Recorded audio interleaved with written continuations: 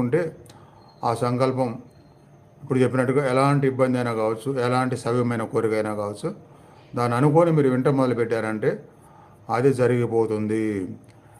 అలానే మీరు ఎక్కడికి వెళ్ళినా మీకు అపజయాలంటూ ఉండకుండా విజయమే కలుగుతుంది.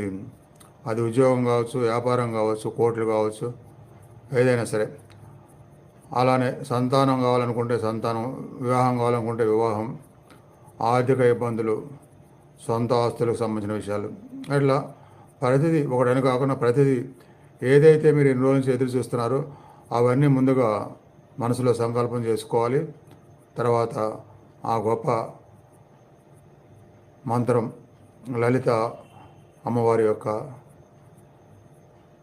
కవచ మంత్రం దాన్ని వినాలి. సంకల్పం చేసుకున్న తర్వాత అవసరమైతే 4-5 సార్లు రిపీట్ చేద్దాము.